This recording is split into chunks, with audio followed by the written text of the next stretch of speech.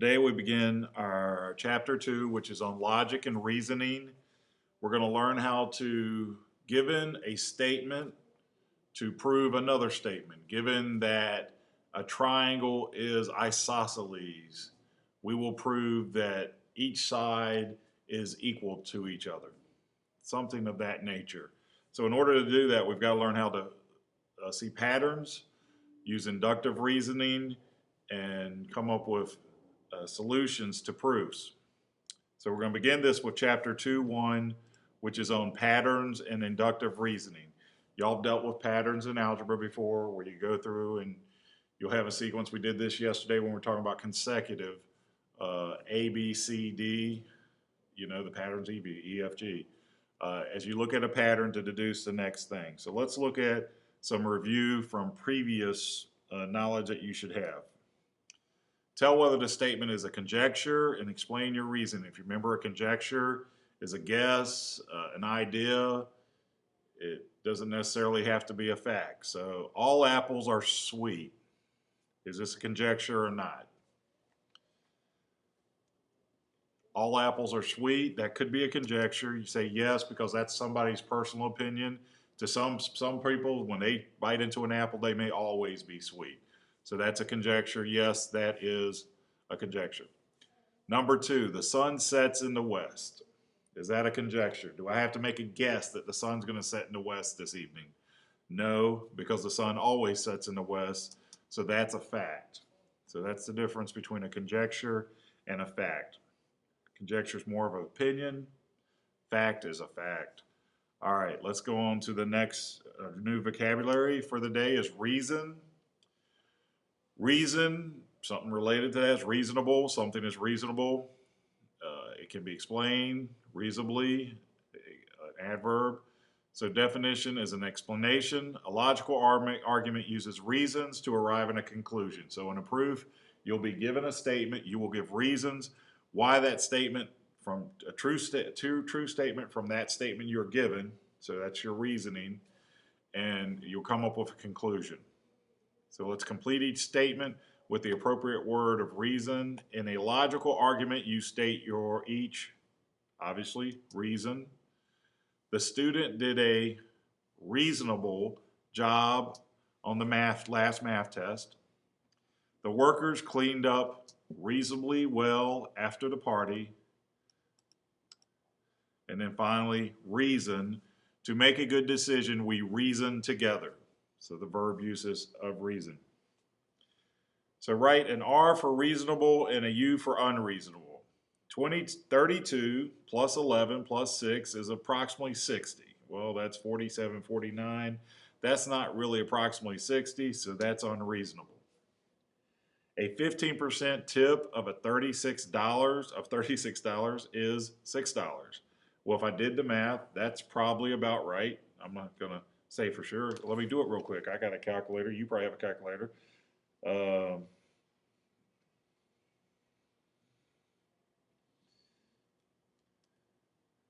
That's reasonable.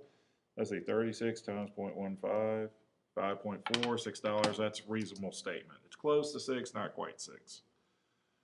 All right, so that's our vocabulary review for 2-1.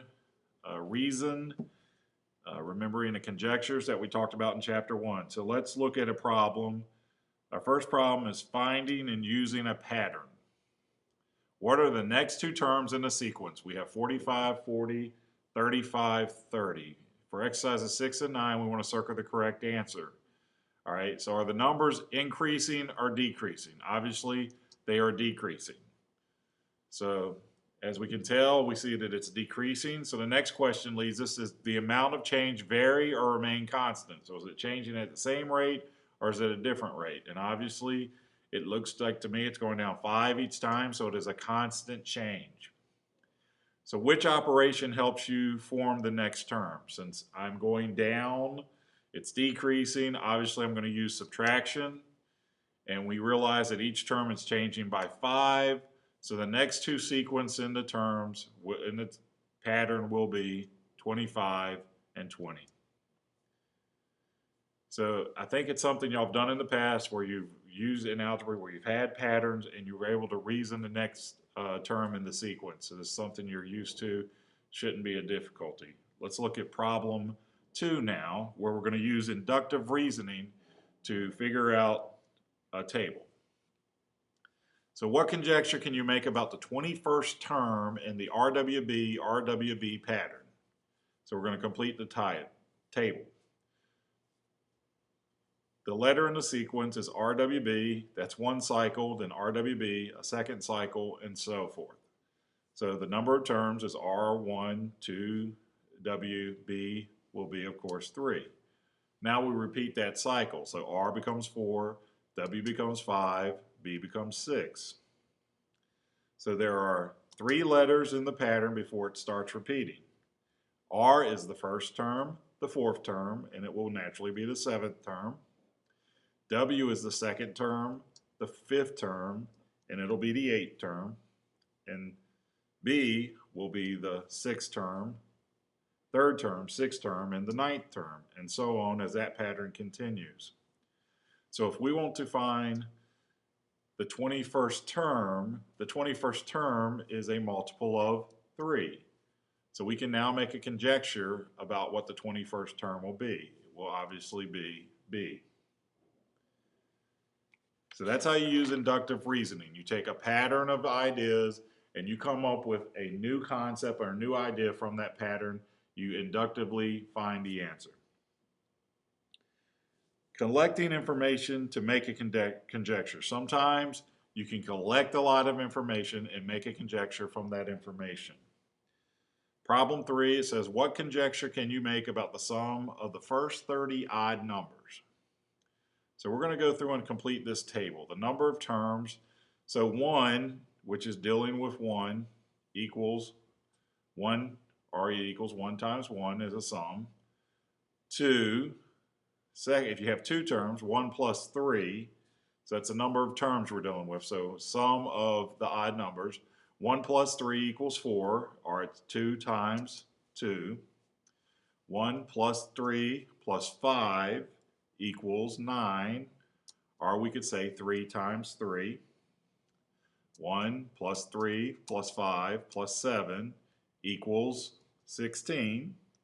Or we would say 4 times 4. Y'all should be familiar with this pattern already. We talked about it when we were talking about perfect squares. So we go 1 plus 3 plus 5 plus 7 plus 9 equals 25, or 5 times 5. So when you have one term, it's 1 squared. When you have 2 terms, it's 2 squared. 3 terms, it's 3 squared. So we want to make an assumption or a conjecture. It's really not assumption, it's conjecture about the 30 odd terms. Well, obviously, if the number of terms equals the sum squared, or number of terms squared equals the sum, then with 30, we'll just do 30 times 30, or 30 squared, and there will be 900 will be the sum of the first 30 odd numbers.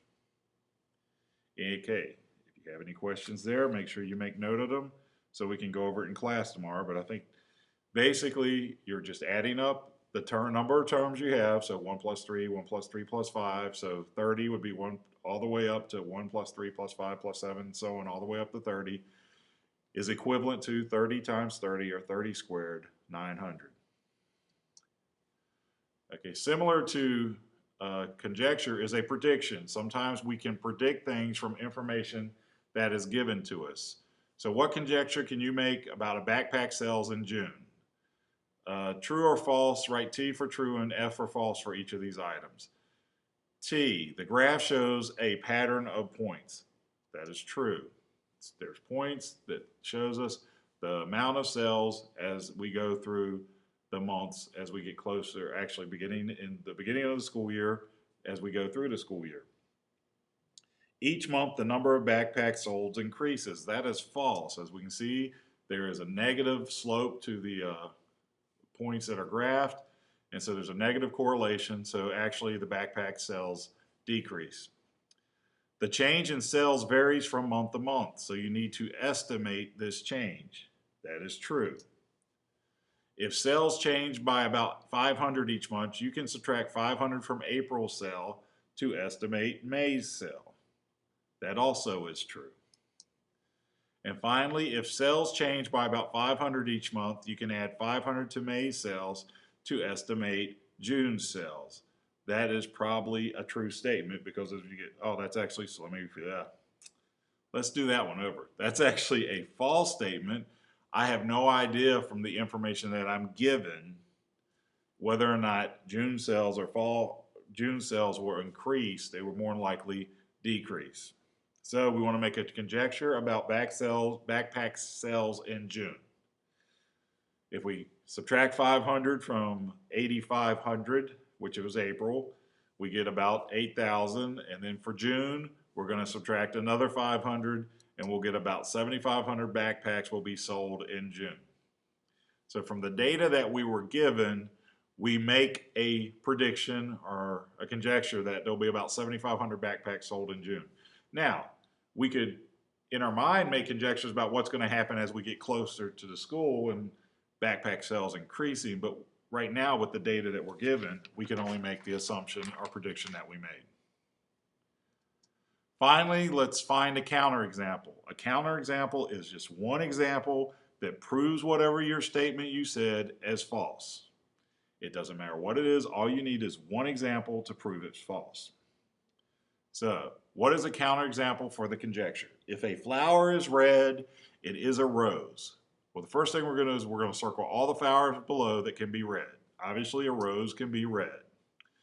A bluebell, I'm thinking by the name, probably isn't red, but I have seen red carnations, geraniums are red, and a tulip could be red. So is every flower you name a rose? Obviously not, so no. So write a word to complete the counterexample. Well, I've already got the words up there for you. A carnation, geranium, and tulip is a flat red flower, but is not a rose. So actually all we needed was one counterexample. We came up with 3 counterexamples. All right, so let's see what if we understand the lesson from today. Wow, not ready for this. Okay, Clay thinks the next term in the sequence 2, 4 is 6. Given the same pattern, Ott thinks the next term is 8, and Stacy thinks the next term is 7. What conjecture is each person making? Is there enough information to decide who is correct? Choose the letter that describes the rule for each sequence. 2, 4, 6, 8. We are obviously adding 2 each time, so the correct answer is C.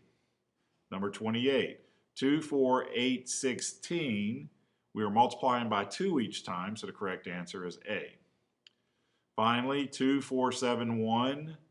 We are adding 2, adding 3, adding 4.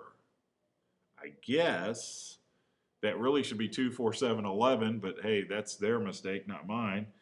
So that would be adding B. So Clay's conjecture is that the next sequence, 2, 4 is 6, would be that you are adding 2 each time. Ott's conjecture would be that you're multiplying by 2. And Stacy's conjecture would be that you add 2, add 3, add 4. Second hour, you need to report to the computer lab. Do not go over to the new gym. So are 2 numbers enough to show a pattern? Yes or no? Well, obviously the correct answer is no. So this has been our lesson on patterns and inductive reasoning. Please make any notes that you need to make so that when you come into class, hopefully you have all your note sheets filled out properly. When you come into class, you have any questions, you can ask them at the beginning of class. So hopefully this has been an enjoyable lesson and a new way of doing this, and we'll keep on trying to get better and better with fewer mistakes.